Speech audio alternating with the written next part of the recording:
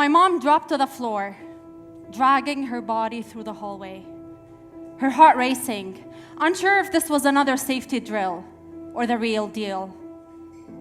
Later, she heard bombs again and prepared for another night of terror in the stairway. Her entire childhood was robbed of its innocence.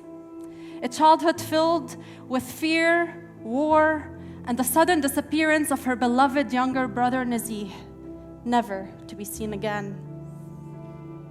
During the Lebanese Civil War, my mom, a Muslim, was forbidden to see her best friend Asya, a Christian, stuck on the other side of the city. One night, desperate to find her brother, my mom snuck out to see Asya. They embraced each other with tears streaming down their cheek. Asya held my mom's hand, squeezing them fearlessly, and said, "No war can ever get between our friendship and our love for one another." That night, two frightened little girls made a sacred pact. They promised to name their firstborn daughter after the other in the spirit of unity. On July 16, 1989, my mom pushed me into the world, naming me Aseel. Later, Asya would call her daughter Melissa, after my mom, Maisa.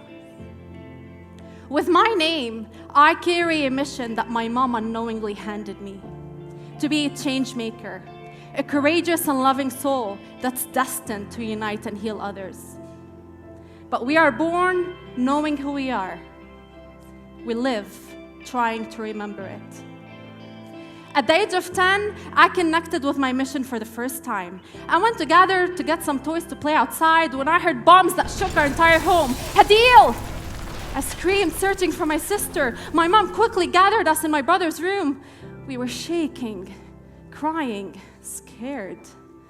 But the very next day, I had a surge of unexplainable hope. I found a pen and paper. I wrote my name in the middle, Aseel, with some flowers and butterflies around it.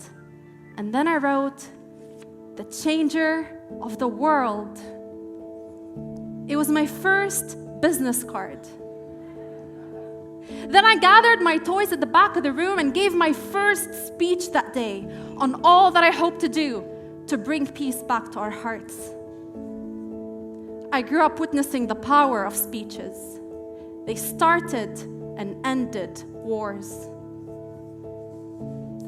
October 26, 2022, I became a mother to a beautiful Palestinian boy.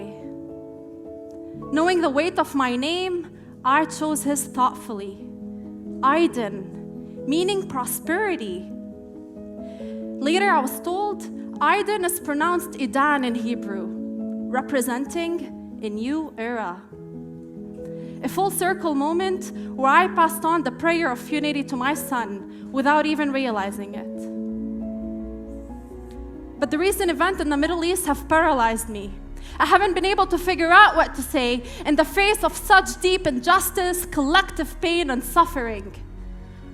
All I know is that I want my son to grow up watching his mother speak, even when it's hard, especially when it's hard.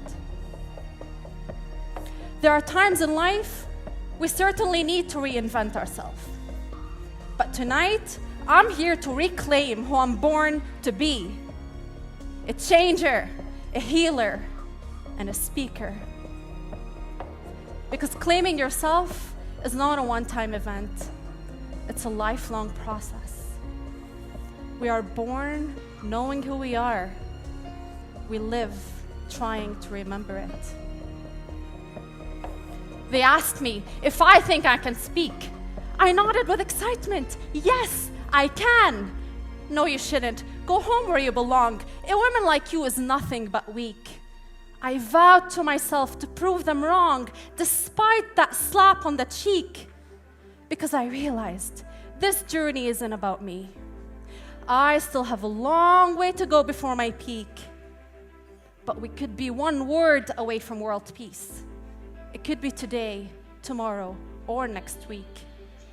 Your words are for you to own, not lease. Look within you for the love that you seek. The only person you become is the person you decide to be. I'm ready to do this despite the critique, because my name is Aseel, and I was born to speak.